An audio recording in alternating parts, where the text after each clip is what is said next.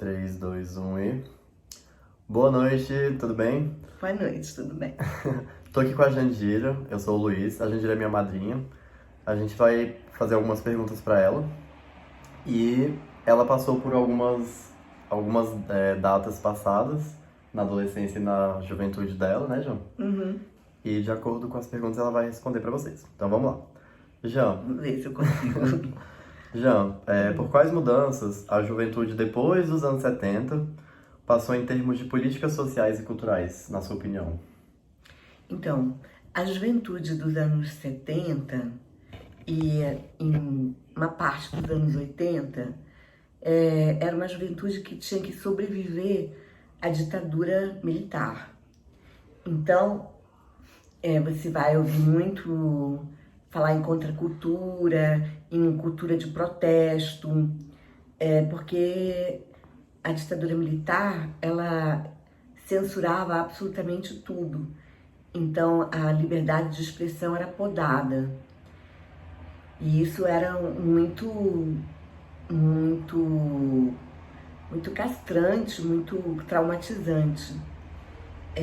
Tanto os meios de expressões quanto jornais, cinemas, teatros, eram todos censurados pela ditadura militar. Não havia liberdade de expressão, que é uma dos direitos humanos fundamentais do homem.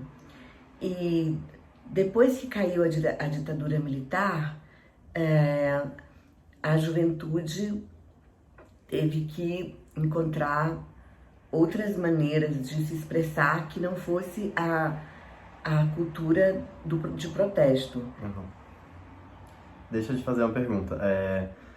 Antes você falou que era um momento em que a sociedade era muito podada, né? Uhum. E hoje você vê que a gente é muito mais aberto em relação a muitas coisas, que antes eram um tabu, hoje não deixam de ser, mas já tem uma maior abertura na sociedade.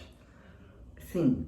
Então, como você viu essa mudança, assim, no entretenimento, na moda, no estilo das pessoas, no jeito que elas hoje vivem, são? Bem, eu acho que grupos minoritários como LGBTs, por exemplo, hoje é uma questão muito mais liberal. As pessoas já aceitam mais e, inclusive, isso é institucionalizado. Esses direitos, eles são garantidos pela Constituição e existe muita organização da sociedade civil para defender esses direitos dos minoritários, dos LGBTs, das mulheres, das trans, do movimento negro, dos indígenas, etc. Então, assim, só completando. Desse tempo da sua juventude pra cá, marcou... Qual a diferença do que marcou da sua geração, em termos de música, no cinema, na literatura? Você pode puxar mais para um lado, se você achar melhor. Eu acho que a literatura são ainda valem os grandes clássicos da literatura brasileira. Nomes como Jorge Amado, Érico Veríssimo. O cinema foi muito mais criativo nos anos 70 e 80 do que ele é agora. Os grandes nomes do cinema foram Glauber Rocha e outros.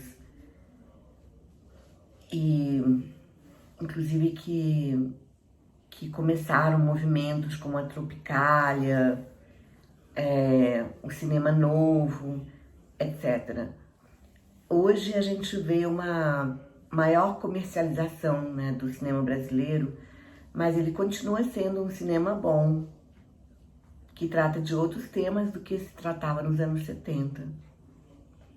Tá. Agora eu vou mudar um pouco sobre cultura. Vou falar um pouco sobre, assim...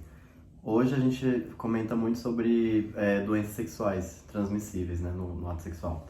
E no começo, nós sabemos que morria muita gente por conta de que não tinha um tratamento apropriado como a gente tem hoje, por exemplo, do HIV.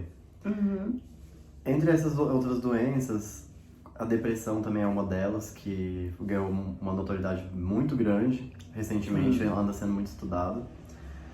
E assim, eles passaram a fazer parte do vocabulário a partir dos anos 80. Como você vê isso? Então, o HIV nos anos 70, 80, né, 90, era muito mais estigmatizado. Assim, quem tinha HIV era discriminado e morria. Hoje não se morre mais de HIV. Hoje, quem tem HIV é como se tivesse uma diabetes. Trata normalmente, pode viver anos e anos uma vida normal. Não tem mais esse estigma tão grande, porque inclusive alguns portadores do HIV não transmitem mais a doença. Mas foi uma doença terrível, assim, muitas mortes de ídolos, de cantores como Cazuza e outros, e morreram por causa do HIV porque não tinha tratamento apropriado. Hoje em dia isso mudou totalmente, inclusive o estigma já não existe tanto. Tem muitos ídolos da geração dos anos 70 pra cá que exatamente passaram por isso, de ter morrido por conta dessa doença. Hoje, como você disse, existe já um tratamento muito avançado de uma pessoa ter e não passar para outra. Né? Se ela tiver um tratamento dela ok, ela não transmite para outra. Isso é uma grande coisa. Agora, mesmo assim, você concorda comigo que o preconceito veio lá de trás e ainda se mantém muito forte? Mesmo com tudo isso? E não é muito comentado sobre? É forte, mas é menos forte. Muito menos forte. Agora, ainda existe o preconceito e existe todo um trabalho que deve ser feito em cima disso para que as pessoas que têm HIV não sejam estigmatizadas. Deve ser em geral também, né? É porque sempre teve na história alguma doença que separava as pessoas das outras e que causava preconceito. Na época bíblica era a lepra, depois veio a peste bubônica, muitas doenças. A doença dos anos do século XX, no século XXI essa doença se amenizou muito, mas a doença do século XX é HIV. Entendi. Então a gente agradece a sua participação, a gente volta para o estúdio, Jandira, Gilchalo Pacheco, apresentando um pouco do que ela passou na vida dela. E é isso, espero que vocês tenham gostado e aprendido bastante. Até mais, Obrigada. beijos.